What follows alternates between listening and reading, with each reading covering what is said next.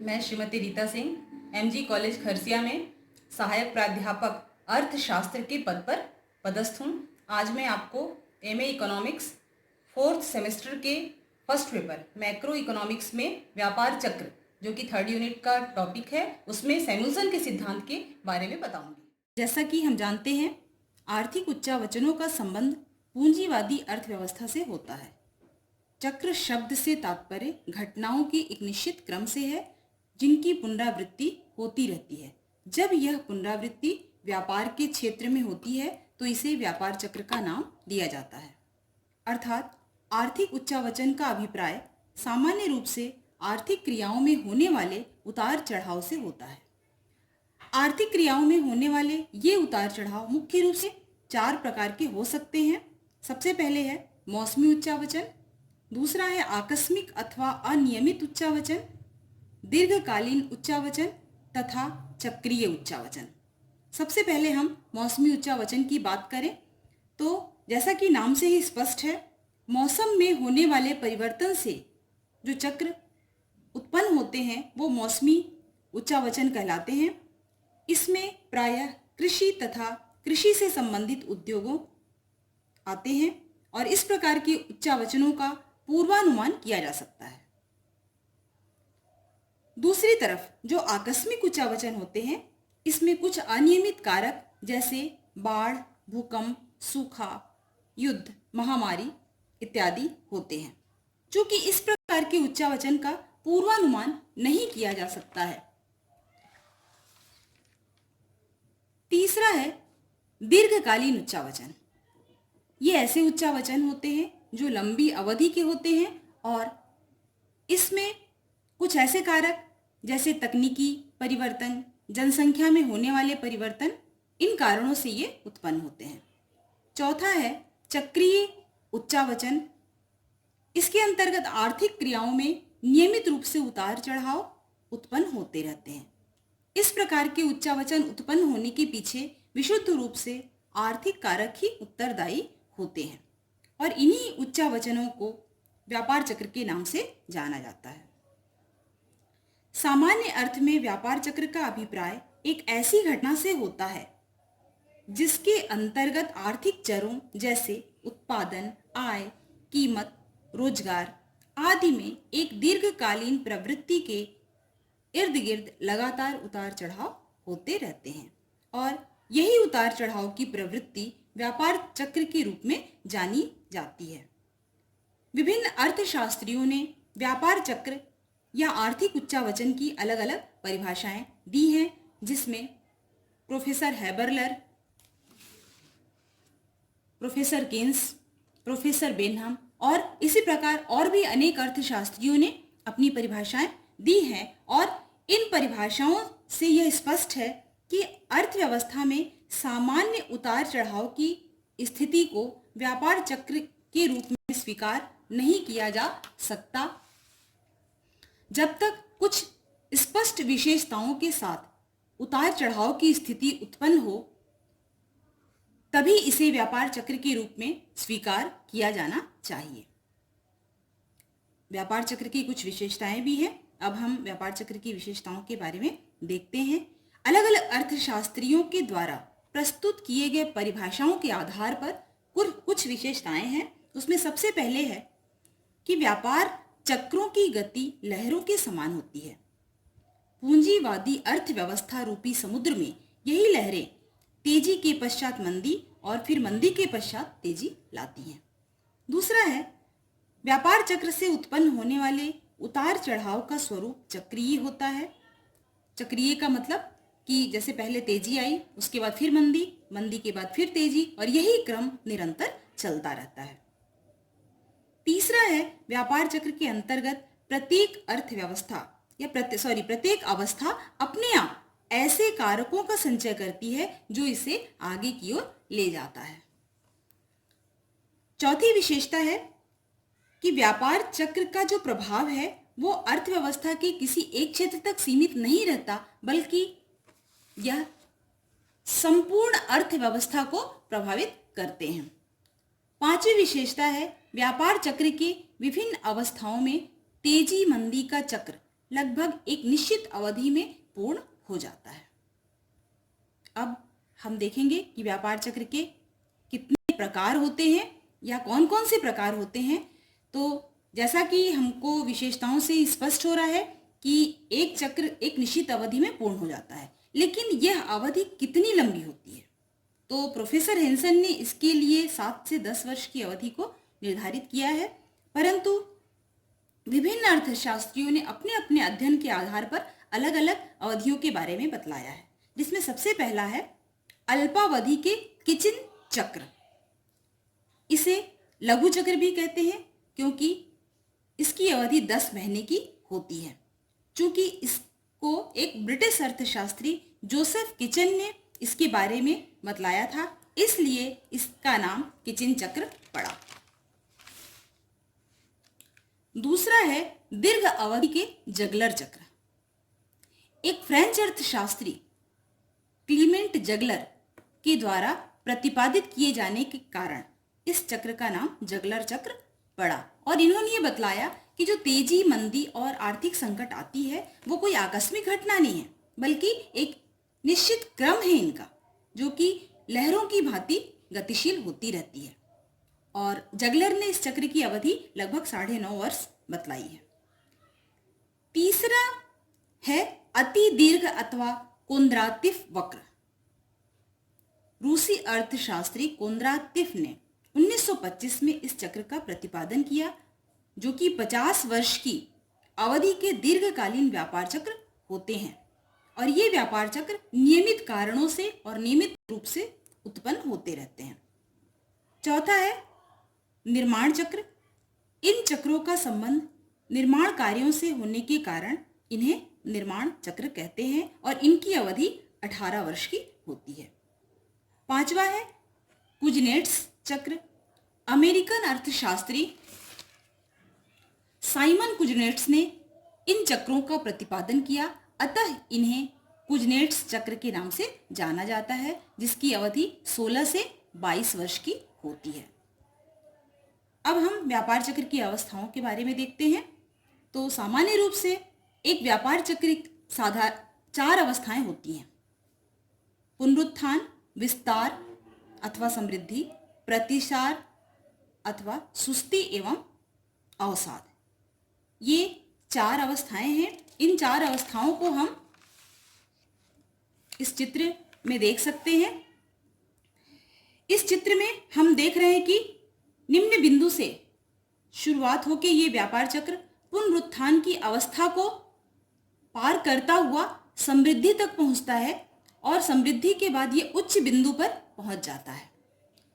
उच्च बिंदु के बाद ये प्रतिसार के माध्यम से नीचे की ओर गिरता जाता है, और फिर ये अवसाद की स्थिति में आ जाता है नीचे आकर के, और फिर यहाँ पे ये निम्न बिंदु पर पहुंच जाता है। इस निम्न बिंदु के बाद पुनः ये पुनरुत्थान की स्थिति उत्पन्न होती है। इसको हम व्याख्या करके अच्छे से समझते हैं। सबसे पहले जो है वो पुनरुत्थान है। व्यापार चक्र की जो अवस्था है वो हम पुनरुत्थान से ही शुरू करते हैं, जैसा कि चित्र में भी मैं आपको बताई हूं। ये अवसाद के बाद प्रारंभ होता है, जिसको हम निम्न मोड़ बिंदु या लोअर टर्निंग पॉइंट के नाम से भी जानते हैं। इसमें ये मान सकते हैं हम कि उद्योगों में टिकाऊ और जो भी हम अर्ध टिकाऊ वस्तुएं या जो मशीनें हैं लगी हुई, उनकी क्षमता नष्ट होने लगती है, और उनको फिर से रिन्यू करने की जरूरत है, उनको फिर से प्रतिस्थापन करने की आवश्यकता है। ऐसे में उनकी मांग बढ़ती है, और इस मांग की पूर्ति के लिए विनियोग बढ़ता है। विनियोग बढ़ने से रोजगार बढ़ता है, और दूसरी वस्तुओं की भी मांग बढ़ती है, और इस तरीके से पुनरुत्थान की अवस्था प्रारंभ हो जाती है, जैसा कि हम इसमें देख रहे हैं। और संपूर्ण अर्थव्यवस्था में रोजगार का स्तर, आय, उत्पादन सब बढ़ने लगता है, कीमतें बढ़ती हैं, लाभ बढ़ता है, चारों ओर आशावाद की लहर फैल जाती है। बैंक भी ऋण देना प्रारंभ कर देते हैं, और यहीं से समृद्धि का जन्म होता है। दूसरी स्थिति, जैसा कि चित्र में हमने देखा था, ये समृद्धि की अवस्था है। समृद्धि काल में उत्पादन, मांग, रोजगार, आय सभी अपने उच्च स्तर पर होते हैं। कीमतें बढ़ती हैं, लाभ बढ़ता है, लाभ बढ़ने से पूंजी का और विनियोग बढ़ता है, नए नए उत्पादक व्यवसाय के क्षेत्र में आने लगते हैं, लोगों को रोजगार मिलता है, उनकी क्रय शक्ति बढ़ती है, उपभोक्ता वस्तुओं की मांग बढ़ने लगती है, जिससे कि और औद्योगिक इकाइयों का विस्तार होने लगता है। इस प्रकार से मूल्य, रोजगार, वस्तु की मांग ये सब बढ़ने लगती है। इसी को समृद्धि की अवस्था कहते हैं। लेकिन इसमें यह भी कहा गया है कि यह अवस्था अति पूर्ण रोजगार और मुद्रास्फीति की अवस्था में भी पहुंच सकती है। जैसा कि कहा गया है कि प्रतिसार के बीज समृद्धि की अवस्था में ही छिपे रहते हैं। समृद्धि के बाद हम प्रतिसार को देखते हैं। अभी तक हम देख रहे थे कि समृद्धि के बाद अर्थव्यवस्था उच्च बिंदु पर है। इस उच्च बिंदु के बाद नीचे की ओर जाने वाली प्रवृत्ति प्रतिसार का जन्म होता है। उत्पादन निरंतर बढ़ रहा है, अभी मूल्य में वृद्धि हो रही है, ब्याज बढ़ रहा है, लगान बढ़ रहा है, मजदूरी की दरें बढ़ रही हैं। इन सब की वजह से उत्पादन लागत बढ़ जाती है, जिससे कि जो लाभ है, शुद्ध लाभ, वो कम हो जाता है और उद्योगों में उत्पत्ति ह्रास नियम लागू होने लगता है। पूंजी का विनियोग घटने लगता है और बैंक भी ऋणों पर अंकुश लगा देते हैं। प्रतिसार अथवा सुस्ती का प्रभाव एक बार जब आरंभ होता है तो वो बढ़ता ही जाता है। चौथी अवस्था है अवसाद। प्रतिसार अंत में जाकर अवसाद की स्थिति में बदल जाता है, जहां वस्तु और सेवाओं का उत्पादन घट जाता है, रोजगार, आय, मांग, मूल्य सब कम होने लगता है और बैंक में जो जमा राशि है वो भी घटने लगती है। अर्थव्यवस्था में व्यापक स्तर पर बेरोजगारी, कीमतों में कमी, लाभ, मजदूरी, उपभोग, विनियोग सब गिरने लगता है, सब में गिरावट होने लगती है, उद्योग बंद होने लगते हैं और अंत में अर्थव्यवस्था अवसाद के गड्ढे में पहुंच जाती है। इसके बारे में प्रोफेसर मिचेल ने कहा है, प्रतिसार तथा पुनरुत्थान की अवधि समृद्धि तथा अवसाद की तुलना में बहुत कम होती है। अब हम व्यापार चक्र के सिद्धांत के बारे में पढ़ते हैं। व्यापार चक्र के बारे में कुछ मौद्रिक सिद्धांत भी हैं।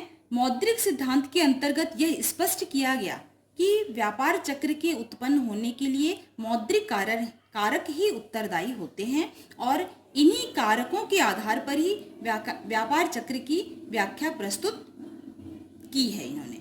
लेकिन इसके विपरीत एक दूसरा दृष्टिकोण है जो व्यापार चक्र की घटना के लिए अमौद्रिक कारकों को उत्तरदायी मानता है और इन्हीं कारकों के आधार पर व्यापार चक्र की व्याख्या करने का भी प्रयास करता है। इस दृष्टिकोण के अंतर्गत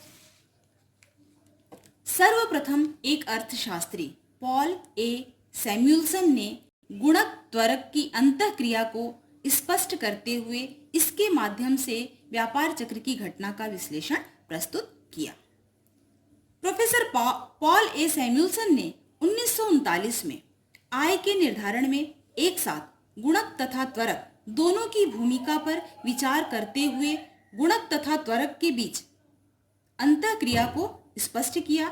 गुणक त्वरक की अंतःक्रिया को इस प्रकार से समझा जा सकता है,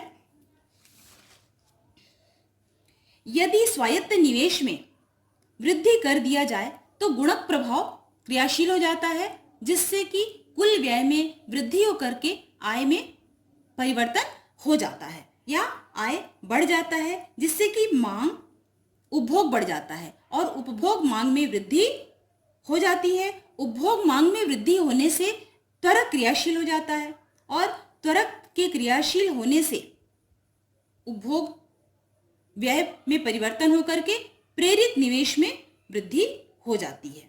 फिर निवेश में परिवर्तन होने के बाद फिर से गुणक प्रभाव क्रियाशील हो जाता है और फिर आय बढ़ती है। आय बढ़ने से पुनः उपभोग बढ़ता है और फिर से त्वरक क्रियाशील होकर के निवेश में वृद्धि हो जाती है। और यही जो क्रिया है, यह प्रक्रिया हमेशा चलती रहती है और इसी प्रक्रिया को ही गुणक त्वरक अंतःक्रिया के नाम से जाना जाता है। जब अर्थव्यवस्था में गुणक और त्वरक साथ साथ काम करते हैं तो उतार चढ़ाव की स्थिति आती है। सैमुअल्सन से पहले एक अर्थशास्त्री A.H. हैंसन ने यह विचार व्यक्त किया था कि आर्थिक क्रियाओं में होने वाली अस्थिरता गुणक तथा त्वरक के बीच अंतःक्रिया का परिणाम हो सकती है। हैंसन के इस विचार को ही सैमुअल्सन ने एक गणितीय मॉडल के रूप में विकसित किया और यही मॉडल सैमुअल्सन के व्यापार चक्र के सिद्धांत के रूप में जाना जाता है। इस मॉडल में सैमुअल्सन ने आय निर्धारण के उस स्वरूप पर विचार किया जो एक बंद अर्थव्यवस्था से संबंधित है। अर्थात सैमुअल्सन ने अपने मॉडल में आय निर्धारण में केवल निजी उपभोग व्यय, निजी निवेश व्यय तथा सरकारी व्यय जैसे घटकों पर ही विचार किया है। सैमुअल्सन का मॉडल कुछ मान्यताओं पर आधारित है। हम सबसे पहले अब मान्यताएं देख लेते हैं। पहला है, सैमुअल्सन ने यह मान लिया है कि अर्थव्यवस्था की उत्पादन करने की क्षमता सीमित है। दूसरी मान्यता है, सैमुअल्सन ने हैंसन के विचार का अनुसरण करते हुए उपभोग की क्रिया में समय पश्चता की अवधारणा को शामिल किया। समय पश्चता से मतलब है कि किसी समय का जो उपभोग व्यय है वह उसके पहले वाले समय के आय से निर्धारित होती है। तीसरी मान्यता इन्होंने माना है कि अर्थव्यवस्था में सरकार की कोई भूमिका नहीं है और बंद अर्थव्यवस्था है। चौथी मान्यता है कि यहाँ पे कोई आयात निर्यात नहीं हुआ है, नहीं हो रहा है। सैमुअल्सन ने अपने व्यापार चक्र के मॉडल को गणितीय रूप में प्रस्तुत किया है। इसे हम समीकरण के माध्यम से प्रस्तुत कर सकते हैं। इसे हम उपभोग फलन बराबर या CT बराबर CYT -1, यहां पर CT जो है वो वर्तमान उपभोग है और YT -1 पिछले वर्ष की आय, अर्थात वर्तमान उपभोग पिछले वर्ष की आय पर निर्भर है। यहाँ पे हम एक स्मॉल c भी दिख रहा है, चूंकि उपभोग सीमांत उपभोग प्रवृत्ति से प्रभावित होता है, इसलिए हम यहाँ पे इस c को सीमांत उपभोग प्रवृत्ति के रूप में दर्शाए हैं। दूसरा, निवेश फलन IT बराबर अल्फा CT माइनस CT -1, ये दूसरा समीकरण। इसमें हम क्या देख रहे हैं कि IT मतलब वर्तमान निवेश किस पर निर्भर है, वर्तमान उपभोग और पिछले वर्ष के उपभोग पर निर्भर है। और यहाँ पे ये अल्फा जो है ये त्वरक को दर्शाता है। तीसरा है YT यानी कि संतुलित स्तर जो है, आय का संतुलन जो है वो उसके निर्धारण के लिए CT plus IT plus G, जहां पे उपभोग, निवेश और सरकारी व्यय इसके आधार पर आय का निर्धारण किया जाएगा। सरकारी व्यय इसलिए क्योंकि सैमुअल्सन ने बंद अर्थव्यवस्था को लिया है। अब समीकरण 1 और समीकरण 2 का मान इस समीकरण 3 में रखते हैं तो हम क्या करेंगे, जो CT है और जो IT है उसकी जगह पे हम इस फॉर्मूले को रख देंगे, तो जो हमारा समीकरण आएगा वो YT बराबर CYT -1, ये इसको उठा के हम यहाँ रख लेते हैं, प्लस ये अल्फा CT माइनस CT -1 इसको हम उठा के यहाँ रख लेते हैं और जो सरकारी व्यय है उसको जस का तस हम यहाँ पे रख लिए हैं। यही क्या है, ये सैमुअल्सन के आय निर्धारण का समीकरण है। यहाँ पे एक हमको ये स्मॉल c दिख रहा है और ये अल्फा, इसमें स्मॉल c जो है वो गुणक या सीमांत उपभोग प्रवृत्ति को बता रहा है और ये अल्फा त्वरक को दिखा रहा है। अर्थात आय का निर्धारण गुणक और त्वरक की अंतःक्रिया के आधार पर निर्धारित होती है। सैमुअल्सन का व्यापार चक्र का मॉडल 5 प्रकार के चक्रीय उतार चढ़ाव की व्याख्या करता है। इसको हम लोग एक चार्ट और चित्र के माध्यम से समझेंगे। इसमें मैं एक चार्ट बनाई हूं जिसमें स्थिति, गुणक और त्वरक के मूल्य और चक्र। सबसे पहली स्थिति है प्रथम, जिसमें गुणक का मूल्य 0.5 और त्वरक का मूल्य 0 है। इसको हम गुणा करते हैं जब, तो 0 आता है। दोनों जो गुणक और त्वरक का मूल्य है वो 0 आएगा। ये जो इसको चक्रहीन पथ के नाम से जाना जाता है। ये जो चक्र जो पहला वाला आया वो है चक्रहीन पथ। इस प्रकार का पथ में केवल गुणक जो है वही क्रियाशील होता है और जो त्वरक है वो या तो बिल्कुल क्रियाशील नहीं होता है या फिर इसका प्रभाव बहुत कम होता है। अतः ऐसे में अर्थव्यवस्था पर कोई उतार चढ़ाव नहीं होता इस प्रथम स्थिति में। इसको हम एक चित्र के माध्यम से यहाँ देख रहे हैं कि यहाँ पे चित्र में ओ एक्स अक्ष पर समय को और वाई ओ रेखा पर आय तथा उत्पादन को दिखाया गया है, जिसमें कोई फ्लक्चुएशन या कोई उतार चढ़ाव हमको नहीं दिखाई पड़ रहा है। ये पहली स्थिति है। दूसरा है द्वितीय प्रवृत्ति या दूसरी स्थिति, जिसको कि अवमंदित चक्रों वाला पथ के नाम से जाना जाता है। यहाँ पे हम गुणक का मूल्य 0.5 लिए हैं और त्वरक का मूल्य 1 लिए हैं। दोनों को गुणा करने पर जो दोनों की वैल्यू आ रही है वो 1 से कम आ रही है। यहां पे गुणक और त्वरक दोनों के बीच होने वाली जो अंतःक्रिया है वो कमजोर होने के कारण जो उतार चढ़ाव है वो धीरे धीरे कम होता जाता है। जैसा कि इस चित्र में हम देख रहे हैं कि शुरू में ये फ्लक्चुएशन बहुत ज्यादा है और धीरे धीरे ये क्या होता जा रहा है, कम होता जा रहा है। इसको सैमुअल्सन ने अवमंदित चक्रों वाला पथ के नाम से बतलाया है। इसके बाद है तृतीय प्रवृत्ति। इसे नियमित चक्रों वाला पथ भी कहा जाता है। इस तृतीय अवस्था के लिए हम जो गुणक है वो उसका वैल्यू लिए हैं 0.5 और त्वरक 2 लिए हैं। इन दोनों को गुणा करने से 1 आता है। दोनों की वैल्यू, गुणक और त्वरक की वैल्यू 1 के बराबर है। इसमें गुणक और त्वरक दोनों क्रियाशील होती है और दोनों के बीच जो अंतःक्रिया है वो इतनी मजबूत होती है कि आय में जो उतार चढ़ाव है वो नियमित रूप से होता है। जिसे हम इस चित्र के द्वारा देख रहे हैं कि जो उतार चढ़ाव है वो उसमें जो फ्लक्चुएशन है वो एक नियमित रूप से हमको दिखाई दे रहा है। ठीक है। इसके बाद है चौथी प्रवृत्ति। इसे सैमुअल्सन ने विस्फोटक चक्रों वाला पथ के नाम से दिया है। चौथी प्रवृत्ति में हमने गुणक की वैल्यू 0.6 लिया है और त्वरक की वैल्यू 2 लिया है। इन दोनों को गुणा करने से जो मूल्य आ रहा है इसका 1.2, जो कि 1 से अधिक है। इसलिए इसे सैमुअल्सन ने विस्फोटक चक्र का नाम दिया है।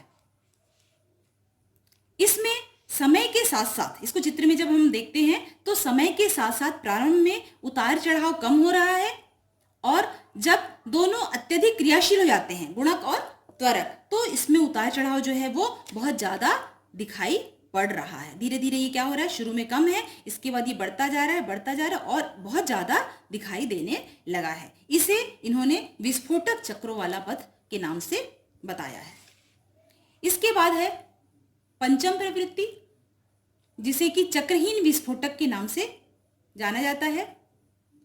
इस पंचम प्रवृत्ति में हमने गुणक की वैल्यू 0.8 और त्वरक की वैल्यू 4 लिया है। इन दोनों को गुणा करने पर जो मूल्य आया वो 3.1, जो कि 1 से अधिक है। इसमें गुणक और त्वरक दोनों क्रियाशील होते हैं और दोनों के बीच होने वाली अंतःक्रिया बहुत मजबूत होती है, जिससे अर्थव्यवस्था में उत्पादन, आय, निवेश सब क्या रहते हैं, ये बढ़ता हुआ दिखाई दे रहा है। वास्तविक जीवन में ये स्थिति नहीं पाई जाती है। द्वितीय, तृतीय और चतुर्थ स्थिति ही वास्तविक जीवन में पाई जाती है। सैमुअल्सन का सिद्धांत व्यापार चक्र की घटना का अत्यंत ही वैज्ञानिक ढंग से विश्लेषण प्रस्तुत करता है और बहुत सारे अर्थशास्त्रियों ने इनका बहुत समर्थन किया है, लेकिन इसके बाद भी कुछ अर्थशास्त्रियों ने इनके सिद्धांत की आलोचना भी की है। अब हम इनकी आलोचनाओं को देखते हैं। तो सबसे पहले है यांत्रिक क्रिया। जैसा कि स्पष्ट है, नाम से ही समझ में आ रहा है कि अर्थशास्त्रियों ने ये कहा है कि सैमुअल्सन के सिद्धांत के अध्ययन करने से ऐसा लगता है जैसे अर्थव्यवस्था एक मशीन बन गई है, मशीन की तरह इसका संचालन हो रहा है और गुणक और त्वरक जो हैं इसके पार्ट हैं, जो कि एक निश्चित क्रम में कार्य करते हैं। लेकिन वास्तविक जगत में या वास्तविक अर्थव्यवस्था इतनी जटिल है कि इसको एक मशीन की तरह संचालित करना या क्रमबद्ध विवरण देना इसका बहुत कठिन है। दूसरी आलोचना है तकनीकी सिद्धांत। इस मॉडल में गुणक और त्वरक दोनों को बहुत टेक्निकल रूप दे दिया गया है और सिर्फ तकनीक के द्वारा ही इसको स्पष्ट करने का प्रयास किया है इन्होंने, और बाकी जो गैर तकनीकी चीजें हैं जैसे मानवीय, आर्थिक, मनोवैज्ञानिक, इन सब कारणों को बिल्कुल भी छोड़ दिया गया है, जो कि आलोचनीय है। इसके बाद है तीसरी आलोचना, मौद्रिक शक्तियों की उपेक्षा। इस सिद्धांत में केवल वास्तविक शक्तियों को ही केवल महत्व दिया गया है और मौद्रिक शक्ति की बिल्कुल भी अपेक्षा कर दी गई है, जबकि प्रोफेसर मिल्टन फ्रीडमैन ने कहा है कि अर्थव्यवस्था में आय, उत्पादन और कीमत स्तर को अगर निर्धारित करना है तो इसमें मुद्रा का बहुत ही महत्वपूर्ण स्थान है। चौथी आलोचना है विकासशील अर्थव्यवस्था में सिद्धांत का लागू नहीं होना। इस सिद्धांत में जिन चक्रों की व्याख्या की गई है वो वास्तविक नहीं है और ये विकासशील देशों की अर्थव्यवस्था में बिल्कुल भी लागू नहीं होते। अवास्तविक मान्यताएं, अगली आलोचना है अवास्तविक मान्यताएं। प्रोफेसर सैमुअल्सन का विश्लेषण बहुत सारी अवास्तविक मान्यताओं पर आधारित है। जैसे अगर मान लिया जाए कि उपभोग की सीमांत प्रवृत्ति और त्वरक स्थिर है, इसमें प्रोफेसर सैमुअल्सन ने यह मान लिया है कि उपभोग की सीमांत प्रवृत्ति और त्वरक जो है वो स्थिर है, परंतु वास्तव में ये दोनों ही आय के साथ साथ में परिवर्तित होते जाते हैं, इसलिए ये सिद्धांत अव्यवहारिक है। अगली आलोचना है उपभोग तथा विनियोग फलनों की दोषपूर्ण अवधारणा। इस सिद्धांत में उपभोग फलन और विनियोग फलन दोनों ही दोषपूर्ण है, क्योंकि वास्तव में जो वर्तमान उपभोग है वो, जैसा कि सैमुअल्सन ने बतलाया है कि वर्तमान उपभोग पिछले समय की आय पर निर्भर है, लेकिन वास्तव में जो वर्तमान उपभोग है वो पिछले साल की आय के साथ साथ पिछले कई वर्षों की आय और भविष्य की आय पर भी निर्भर है। इसी प्रकार वर्तमान विनियोग भी बहुत सारी पिछली आयों पर भी निर्भर करती है। अगली आलोचना है व्यापार चक्र का सिद्धांत नहीं। आधुनिक आर्थिक चिंतक ग्रीनहट एवं जैक्सन ने निष्कर्ष बताया कि प्रोफेसर सैमुअल्सन का गुणक विश्लेषण और त्वरक सिद्धांत की अंतःक्रिया जो है वो व्यापार चक्र के किसी सिद्धांत का प्रतिपादन नहीं करता, बल्कि यह गुणक और त्वरक प्रभाव की अंतःक्रिया का एक विश्लेषण मात्र है। उपयुक्त त्रुटियों के होते हुए भी सैमुअल्सन के गुणक त्वरक अंतःक्रिया सिद्धांत में गुणक विश्लेषण के द्वारा उपभोक्ताओं के व्यवहार की तथा त्वरक अनुपात के द्वारा निवेशकर्ताओं के व्यवहार की व्याख्या प्रस्तुत की गई।